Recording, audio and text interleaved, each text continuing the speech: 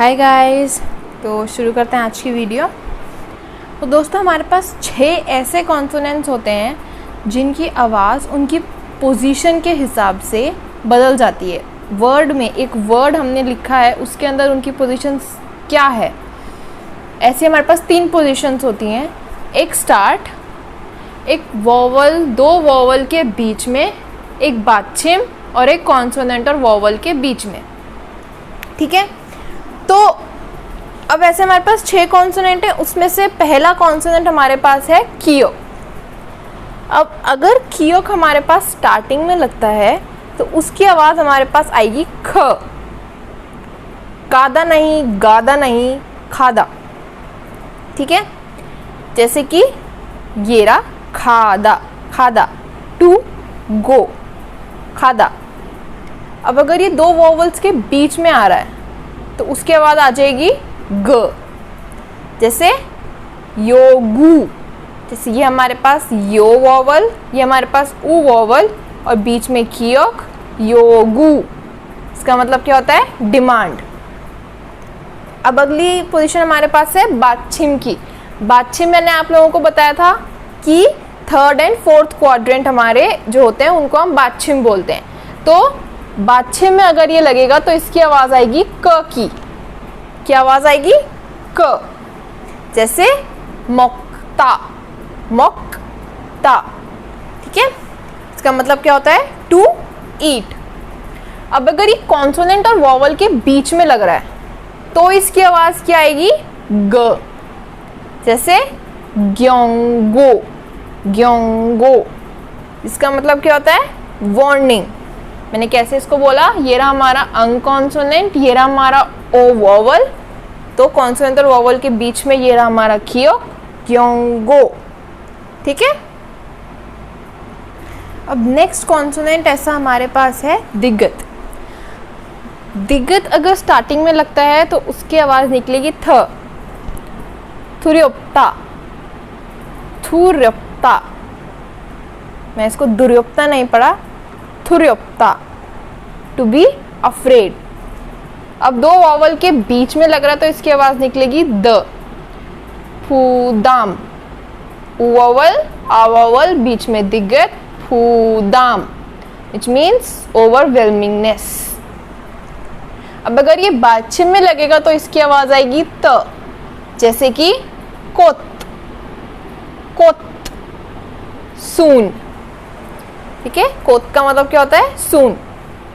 और अगर ये कॉन्सोनेंट और वोवल के बीच में लगेगा तो इसकी आवाज़ आएगी द, जैसे कि खामदोंग, खामदोंग। ये रहा हमारा मियम कॉन्सोनेंट, ये रहा हमारा ओ वोवल और दिग्गत बीच में, खामदोंग। इसका मतलब क्या होता है? टचिंगनेस। अब दोस्तों अगला हमारा ऐसा कॉन्सोनेंट है रियल। अब रियल अगर स्टार्टिंग में लगेगा तो इसकी आवाज़ निकलेगी ल, लोबोट। ये जो रोबोट इंग्लिश का वर्ड है, इसके अंदर र में ये ल ये यूज़ करेंगे क्योंकि मैंने आपको बताया था कि रियल की 2 आवाज़ होती हैं। एक आवाज़ तो उसकी होगी र की और एक आवाज़ उसकी होगी ल की। ठीक है, तो र की साउंड के लिए भी यही है, तो ये रियल ही लगाएंगे स्टार्टिंग में, तो इसकी साउंड, बट इसकी साउंड हो जाएगी लोबोट, रोबोट नहीं, लोबोट। अब वोवल के बीच में लग रहा है, ये 2 वोवल के बीच में लगेगा तो इसकी साउंड आएगी र, जैसे कि हौराक। ओ वोवल, आ वोवल, बीच में रियल, हौराक, परमिशन। बादशिम में लगेगा तो इसकी साउंड आएगी ल, कॉन्सोनेंट और वोवल के बीच में लगेगा तब भी इसकी साउंड आएगी ल, जैसे कि सालदा, सालदा, विच मीन्स टू लिव। अगला हमारा कॉन्सोनेंट है जियत। जियत जब स्टार्टिंग में लगता है तो उसकी आवाज़ आएगी छ की, जैसे कि छाग्योक, छाग्योक। इसका मतलब क्या होता है? क्वालिफिकेशन। अब इसका एक एक्सेप्शन केस है चिंचा। चिंचा में जब जीएफ स्टार्टिंग में लगा हुआ है तो मैंने इसको च प्रोनाउंस किया, चिंचा, which means really। अब अगर ये दो वॉवल्स के बीच में लगेगा तो इसकी साउंड आएगी ज की, जैसे कि खाजीदा, खाजीदा, which means to have। अब अगर ये बाछिम में लगेगा तो इसकी आवाज आएगी त की, जैसे कि छाता, छाता, which means to search। अब अगर ये कॉन्सोनेंट और वॉवल के बीच में आएगा तो इसकी दो तरह की साउंड होती हैं, एक होती है ज, एक होती है च। अंग, मियम, नियन और हियत को छोड़ के ये बाकी किसी भी कॉन्सोनेंट के आगे आता है तो उसकी साउंड च की आएगी। क्या साउंड आएगी? च।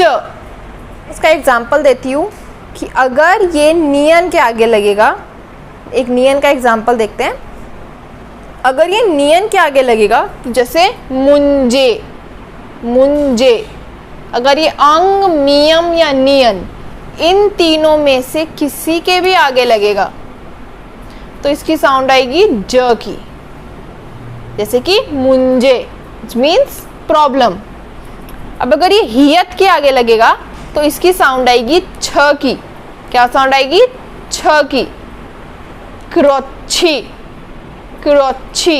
ये ही एक एक्सेप्शन केस है, बस ह के आगे जब जियत लगेगा तब इसमें छ की साउंड आएगी, क्रोच्छी। अब मियम, नियन, अंग और हियत को छोड़ के बाकी किसी भी कॉन्सोनेंट के आगे आता है तो इसकी साउंड क्या मैंने बोली थी? च की आएगी, जैसे कि खपचागी, बियप है ना, खपचागी, सडनली। ठीक है। अब हम एक बार नियन और अंग में एक्सेप्शन केस भी होते हैं। नियन का एक्सेप्शन देखते हैं, मुंचा। इसको हम कैसे प्रोनाउंस करेंगे? मुंजा नहीं, मुंचा। ये हंजा नहीं, हंचा, च की साउंड। ठीक है। थंचम, थंचम। अंग का एक्सेप्शन केस देखते हैं, छंगचम, छंगचम। ठीक है। अगला हमारा कॉन्सोनेंट है बियप। बियप अगर स्टार्टिंग में लगेगा तो इसकी दो साउंड होती हैं, या तो भ की या फ की। जैसे कि भ का देखते हैं एग्जाम्पल, भात, भात, विच मीन्स फील्ड। फ का एग्जाम्पल देखते हैं, फाबो, फाबो। इसका क्या मतलब होता है? इडियट।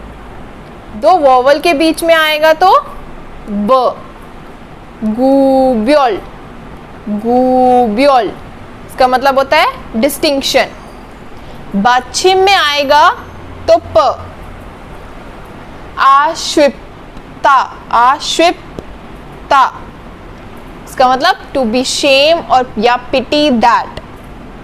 कॉन्सोनेंट और वॉवल के बीच में आएगा तो ब, हंगबुन, हंगबुन, एक्साइटमेंट। अब अगला कॉन्सोनेंट हमारे पास ऐसा कौन सा है? शियत। ठीक है। अब शियत अगर स्टार्टिंग में लगे या दो वॉवल्स के बीच में लगे या फिर कॉन्सोनेंट और वॉवल के बीच में लगे, इसकी साउंड हमेशा सेम रहेगी, स, एक्सेप्ट फॉर जब ये बाछिम में लगेगा। जब ये बाछिम में लगेगा इसकी साउंड त की आएगी, जैसे कि नाता, नाता, टू बी बेटर। बस स्टार्टिंग दो वॉवल के बीच में और कॉन्सोनेंट और वॉवल के बीच में का एग्जांपल देखते हैं। स्टार्टिंग में सादा, सादा, टू बाय। दो वॉवल के बीच में औसेखादा, औसेखादा। कॉन्सोनेंट और वॉवल के बीच में फोक्सू, फोक्सू, मतलब रिवेंज। ठीक है। और औसेखादा का मतलब टू बी ऑकवर्ड। अब वॉवल्स कुछ ऐसे होते हैं जो कि अगर शियत और सांशियत के साथ लग जाएंगे तो उनकी आवाज श की आएगी। जैसे कि कौन कौन से? इन दोनों के साथ अगर ई, we, yo, O, yo, you, ये, या, इनमें से कोई सा भी वॉवल लगेगा तो इसकी साउंड श की आएगी। कैसी साउंड बनेगी? इनमें से ई की मात्रा लग जाएगी इन दोनों में से किसी के भी साथ तो शी, ई के साथ भी शी की साउंड आएगी। वी की मात्रा के साथ श्वी, यो श्यो, ओ शो, यो श्यो, यू श्यू, ये शे, ये शे, या श्या।